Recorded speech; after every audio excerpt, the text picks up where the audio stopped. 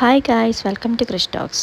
കഴിഞ്ഞ ദിവസം ആര്യൻ ധർമ്മൻ്റെ പുതിയ കടയിൽ ചെന്നിട്ടുണ്ടായിരുന്നു. അവിടെ ചെന്ന സമയത്ത് അലോകുമായിട്ട് ചെറിയൊരു അടിപിടിയൊക്കെ നടന്നിട്ടുണ്ടായിരുന്നു. പ്രശ്നം നടക്കുന്ന സമയത്ത് ആര്യൻ അത് വഷളാക്കാൻ ശ്രമിച്ചിട്ടുണ്ടായിരുന്നില്ല. പക്ഷെ അലോക് അത് ഭയങ്കരമായിട്ട് വഷളാക്കിയിരുന്നു. എല്ലാം കഴിഞ്ഞ് അലോക് തിരിച്ച് കൃഷ്ണമംഗലത്തേക്ക് പോകും വഴി മിത്ര അലോകിനെ കാണുന്നുണ്ട്. ആര്യനെ ഉപദ്രവിച്ചതിൽ മിത്ര അലോകിനോട് തട്ടിക്കയറുകയും അലോകിനെ അടിക്കുകയൊക്കെ ചെയ്യുന്നുണ്ട്. ഇത് കണ്ടുവരുന്ന ആര്യനും വീട്ടുകാരൊക്കെ മിത്രയെ പിടിച്ച് വീട്ടിലേക്ക് കയറ്റിയിട്ടുണ്ടായിരുന്നു. വീട്ടിൽ കയറി ആര്യൻ മിത്രയോട് ചോദിക്കുന്നുണ്ട്, നീ എന്തിനാ ആവശ്യമില്ലാത്ത പ്രശ്നങ്ങളിലൊക്കെ ഇടപെടാൻ പോയത്? ഇത് ഞാനും അവനും തമ്മിലുള്ള പ്രശ്നമല്ലേ?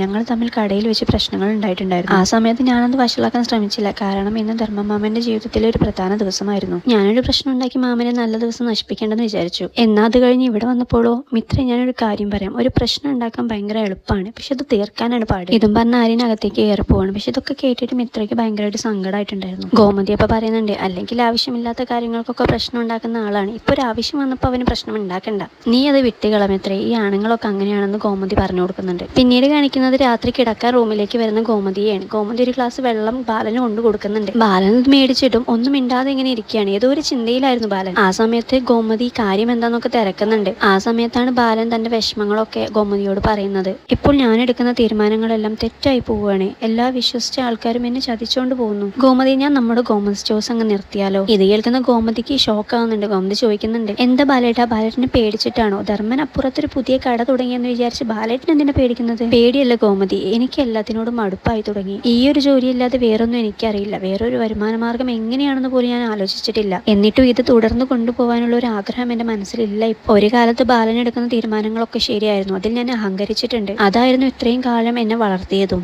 പക്ഷെ ഇപ്പോ അങ്ങനെയല്ല. ഇപ്പൊ ഞാൻ എടുക്കുന്ന തീരുമാനങ്ങളെല്ലാം തെറ്റാണ്. അത് എല്ലാവർക്കും ഒരു പ്രശ്നമായി മാറുകയാണെന്ന് നിനക്കും അറിയാം, ഈ വീട്ടിലുള്ള എല്ലാവർക്കും അറിയാം. അതാണ് എന്റെ പ്രശ്നം. ഇപ്പൊ നമ്മുടെ ആനന്ദിന്റെ പ്രശ്നം തന്നെ കണ്ടില്ലേ? ഉദയഭാനുവിനെ ഞാൻ കണ്ണടച്ച് വിശ്വസിച്ചു. അതുകൊണ്ടാണ് നമ്മുടെ ആനന്ദിന്റെ ജീവിതം നഷ്ടപ്പെട്ടതും ദേവിക്ക് ഇവിടെ നിന്ന് ഇറങ്ങേണ്ടി വന്നതും. അതുപോലെ തന്നെയാണ് ധർമ്മന്റെ കാര്യവും. ഞാൻ ചെയ്യുന്നത് അപ്പോഴും ശരിയാണെന്ന് കരുതി ധർമ്മനെ ഞാൻ ഒരുപാട് കുറ്റപ്പെടുത്തിയിട്ടുണ്ട്. ഇപ്പൊ ഇത് അവനും എനിക്കെതിരായി. ഇതോടുകൂടി എല്ലാം എനിക്ക് മതിയായി. ഇതെല്ലാം കേട്ടിട്ട് ഗോമതിക്ക് വിഷമാവുന്നുണ്ട്. എന്നിട്ട് ഗോമതി ബാലനോട് പറയുന്നുണ്ട്, ബാലേട്ടനെ ഉപദേശിക്കാൻ മാത്രമുള്ള ഒരു അറിവ് എനിക്കുണ്ടോന്ന് എനിക്കറിയില്ല. എന്നാലും ഞാനൊരു കാര്യം പറയാം. ബാലേട്ടൻ, ഞങ്ങൾ സ്ത്രീകൾ അടുക്കളയിൽ ജോലി ചെയ്യുന്നവരാണ്. ജോലി ചെയ്യുന്ന സമയത്ത് ഞങ്ങളുടെ മനസ്സിൽ ഒരുപാട് ചിന്തകളും കാര്യങ്ങളൊക്കെ ഉണ്ടായിരിക്കും. അങ്ങനെ ഇരിക്കെ ഉണ്ടാക്കുന്ന കറികളിൽ ചിലപ്പോൾ ഉപ്പ് കൂടിയിരിക്കും, ചിലപ്പോൾ മധുരം കൂടിയിരിക്കും, ചിലപ്പോൾ എരിവ് കൂടിയിരിക്കും, ചിലപ്പോൾ ഇതെല്ലാം കുറഞ്ഞൊന്നും വരാം. അതെല്ലാം ഉണ്ടാക്കി റെഡിയാക്കി നിങ്ങൾക്ക് കഴിക്കാൻ വെക്കുന്ന സമയത്ത് നിങ്ങൾ ഒരുപാട് തവണ പറയും, ഇതിൽ ഉപ്പില്ല, എരിവില്ല എന്നൊക്കെ. എന്നും കരുതി ഞങ്ങൾ ഒരിക്കലും അടുക്കളപ്പണി നിർത്താനോ പാചകം നിർത്താനോ പോകുന്നില്ല. പിന്നീട് ഒരിക്കലും ആ കറി ഉണ്ടാക്കാതെയും ഇരിക്കുന്നില്ല. പിന്നെ ഉണ്ടാക്കുന്ന സമയത്ത് അത് കുറച്ചും കൂടി നന്നാക്കാനേ ശ്രമിക്കുള്ളൂ. അതുപോലെ തന്നെയല്ലേ ബാലേട്ടനും? ഞങ്ങൾ പെണ്ണുങ്ങൾക്ക് ഇങ്ങനെ ഒരു പ്രതിസന്ധികൾ നേരിടാൻ പറ്റുന്നുണ്ടെങ്കിൽ ആണുങ്ങൾക്ക് എന്തുകൊണ്ട് അതിന് പറ്റുന്നില്ല? ഗോമതി ഇക്കാര്യങ്ങളൊക്കെ പറയുന്ന സമയത്ത് ബാലനൊരു ആത്മവിശ്വാസം ആവുന്നുണ്ട്. എന്നിട്ട് ബാലൻ ഗോമതിയോട് പറയുന്നുണ്ട്, എനിക്ക് പഴയ കാലത്തിലേക്ക് പോയ പോലെ, നീ ആ പഴയ ഗോമതി ആയതുപോലെ ഞാൻ എന്റെ ജീവിതത്തിൽ ഒരിക്കലും തോൽക്കില്ല. കാരണം എന്താണെന്നറിയോ? നീ എന്റെ പിറകിലുണ്ട്.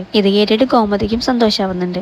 പിന്നീട് കാണിക്കുന്നത് രാത്രി റോഡിലൂടെ നടന്നു വരുന്ന ധർമ്മനെയാണ്. അന്നത്തെ കടയിലെ കാര്യങ്ങളൊക്കെ കഴിഞ്ഞു വരുന്ന വഴിയായിരിക്കാം. നടന്നു വരുന്ന ധർമ്മനെ കണ്ട് രാമേട്ടൻ ധർമ്മനോട് സംസാരിക്കാനായിട്ട് വരുന്നുണ്ട്. എന്നിട്ട് ധർമ്മനോട് പറയുന്നുണ്ട്, നീ ചെയ്ത കാര്യങ്ങൾ എന്തായാലും നന്നായി. പകരം ചോദിക്കുന്നുണ്ടെങ്കിൽ ഇതുപോലെ തന്നെ ആയിരിക്കണം ചോദിക്കുന്നത്. ദേവമംഗലത്തിന് മാത്രമല്ല, ഗോമതി സ്റ്റോഴ്സിന് നീ തോൽപ്പിച്ചു കളഞ്ഞു. ഇപ്പൊ തുടങ്ങിയതുപോലെ ഇതുപോലെ ഒരു 3-4 കടയെങ്കിലും നീ ഇതിനടുത്തായിട്ട് തുടങ്ങണം. എന്നാലല്ലേ നമുക്ക് ഗോമതി സ്റ്റോഴ്സ് പൂട്ടിക്കാനാവും. നിന്നെ ധർമ്മൻ എന്ന് പേരെടുത്ത് വിളിക്കാമോ? നിന്റെ അടുത്ത് നിൽക്കാനുള്ള യോഗ്യത പോലും എനിക്ക് ഇന്നില്ല. ഞാൻ ആരാ? ഗോമതി സ്റ്റോഴ്സിൽ പച്ചക്കറികളൊക്കെ തൂക്കി കൊടുക്കുന്ന വെറും ഒരു കടക്കാരൻ. നീ ഇപ്പൊ വലിയ മുതലാളിയായില്ലേ? ഇനി മുതൽ ഞാൻ നിന്നെ മുതലാളി എന്ന് വിളിക്കാം. ഇതെല്ലാം പറഞ്ഞു കഴിഞ്ഞ് പിന്നീട് രാമേട്ടൻ ധർമ്മനോട് ദേഷ്യപ്പെടുന്നുണ്ട്. ഇത്രയും കാലം വളർത്തി വലുതാക്കിയ വീടിനോട് തന്നെ നീ ചതി ചെയ്യണമായിരുന്നു. ഇതിപ്പോ പാല് തന്ന കൈക്ക് തന്നെ കൊത്തിയ അവസ്ഥയായില്ലേ? നീ എന്ത് പണിയാണ് കാണിച്ചത്? ഇതെല്ലാം കേൾക്കുന്ന സമയത്ത് ധർമ്മൻ സങ്കടം സഹിക്കാൻ പറ്റാതെ അവിടെ നിന്ന് കരയുന്നുണ്ട്. രാമേട്ടനെ കെട്ടിപ്പിടിച്ച ശേഷം ധർമ്മൻ നടന്ന സംഭവങ്ങളും തന്റെ നിസ്സഹായ അവസ്ഥയൊക്കെ പറഞ്ഞു കൊടുക്കുകയാണ്. ഇതൊന്നും ഞാൻ അറിഞ്ഞുകൊണ്ട് ചെയ്തതല്ല രാമേട്ട. രാമേട്ടൻ അറിയാലോ, ഈ ധർമ്മൻ ഒരിക്കലും ദേവമംഗലത്തിനെതിരെയും ഗോമതി സ്റ്റോഴ്സിനെതിരെ നിൽക്കില്ല. എത്ര പകയുണ്ടെങ്കിലും ഇതെല്ലാം എന്റെ ഏട്ടൻ അച്യുതൻ ഉണ്ടാക്കിയ പണിയാ. അതിൽ ഞാൻ പെട്ടുപോയി. ഉദ്ഘാടനത്തിനായി വന്ന സമയത്താണ് ഇവിടെയാണ് എനിക്ക് വേണ്ടി കട തുടങ്ങിയത് ഞാൻ അറിയുന്നത്. ആ സമയത്ത് ഞാൻ ഇവിടെ ഉണ്ടാക്കിയ ബഹളം അറിയണമെങ്കിൽ അവിടെ ആ സമയത്ത് ഉണ്ടായിരുന്ന ആൾക്കാരോട് ചോദിച്ചാൽ മതി. അപ്പോഴത്തെ എന്റെ നിസ്സഹായ അവസ്ഥ കൊണ്ട് എനിക്ക് ഉദ്ഘാടനം ചെയ്ത് അതിൽ കയറേണ്ടി വന്നു.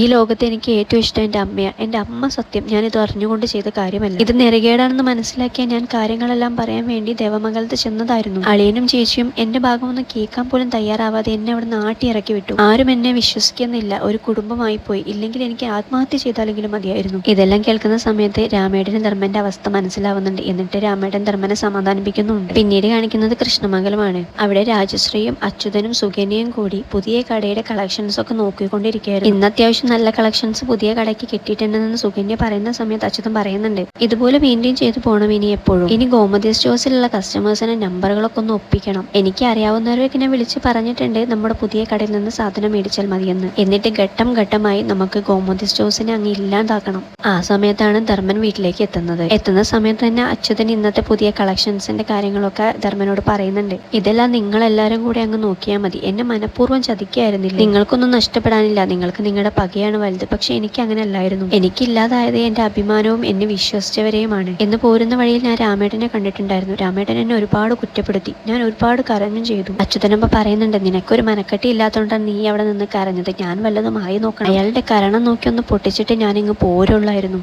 നീ വിഷമിക്കേണ്ട ധർമ്മ, ഇത് നിനക്ക് രക്ഷപ്പെടാനുള്ള ഒരു അവസരമാണ്. അതിൽ നീ മുന്നോട്ട് പോ. നീ ആരെയും നോക്കണ്ട. നോക്കിയവരെല്ലാം നിന്നെ കുറ്റപ്പെടുത്തിയവരും തള്ളി പറഞ്ഞവരും അല്ലേ. സുകന്യ അപ്പൊ ധർമ്മനോട് പറയുന്നുണ്ട്, ധർമ്മേട്ട ഇനി ഇതാണ് നമ്മുടെ ജീവിതമാർഗം. ബാക്കിയുള്ളവരെ നോക്കി നിന്നാൽ നമുക്ക് ജീവിക്കാൻ കഴിയില്ല. ഇതെല്ലാം കേട്ടിട്ട് ഒന്നും മിണ്ടാതെ ധർമ്മൻ അകത്തേക്ക് കയറി പോകുന്നുണ്ട്. ധർമ്മൻ പോയതിനു ശേഷം അച്യുതൻ സുകന്യയോട് ഓരോ കാര്യങ്ങൾ പറഞ്ഞു കൊടുക്കുന്നുണ്ട്. അവനൊരു തൊട്ടാവാടിയാണ്, മണക്കെട്ടില്ലാത്തവൻ. കുറച്ച് ദിവസത്തേക്ക് ഇനി കരച്ചിലും പിഴിച്ചിലും ഒക്കെ കാണാം. എന്നാലും നീ വിട്ടുകൊടുക്കരുത്. കാര്യങ്ങളെല്ലാം നീ ശ്രദ്ധയോടെ ഇനി നോക്കി മുന്നോട്ട് കൊണ്ടുപോകണം. അതെല്ലാം കേട്ടിട്ട് സുകന്യയും പറയുന്നുണ്ട്, എല്ലാനും ശ്രദ്ധിച്ചോളാം അച്യുതേട്ടാ. ഇനി അങ്ങോട്ട് ഗോമതി സ്റ്റോഴ്സ് എന്തായാലും താഴ്ചയിലേക്കാണെന്ന്. പിന്നീട് കാണിക്കുന്നത് റൂമിലിരിക്കുന്ന ആര്യനും മിത്രയുമാണ്. കിടക്കാൻ വേണ്ടി ആര്യൻ നിൽക്കുന്ന സമയത്താണ് മിത്രയുടെ മുഖം ശ്രദ്ധിക്കുന്നത്. മിത്ര ഒന്നും മിണ്ടാതെ ഇങ്ങനെ ഒരു ദേഷ്യത്തിൽ ഇങ്ങനെ ഇരിക്കുന്നുണ്ട്. ആര്യനൊപ്പം കാര്യം എന്താണെന്ന് മിത്രയോട് ചോദിക്കുന്നുണ്ട്. മിത്ര പറയുന്നു, എന്തിനാണ് ആര്യൻ രാവിലെ അങ്ങനെ പറഞ്ഞത്? ആര്യനൊരു പ്രശ്നം വരുമ്പോ ഭാര്യയായ ഞാൻ ഇടപെടാൻ പാടില്ലേ? ആര്യന്റെ മേൽ കൈ വെച്ചതുകൊണ്ടല്ലേ ഞാൻ അലോകിനെ തല്ലിയത്? അതിനെന്താണ് പ്രശ്നം? അതിന് ആര്യൻ എന്നെ എല്ലാവരുടെ മുന്നിൽ വെച്ചും കുറ്റപ്പെടുത്തിയത് ഒട്ടും ശരിയായില്ല. ഇതൊക്കെ കേൾക്കുന്ന ആര്യൻ പറയുന്നുണ്ട്, മിത്ര ഇന്നത്തെ ദിവസം ഞാൻ മനഃപൂർവ്വം പ്രശ്നം ഉണ്ടാക്കാതിരുന്നതാണ്.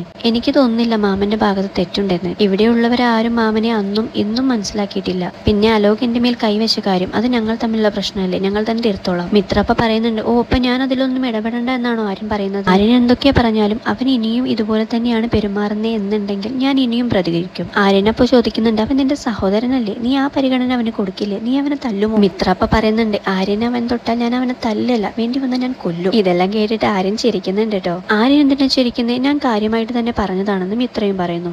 അടുത്ത എപ്പിസോഡ് അറിയുവാൻ ചാനൽ സബ്സ്ക്രൈബ് ചെയ്യുക.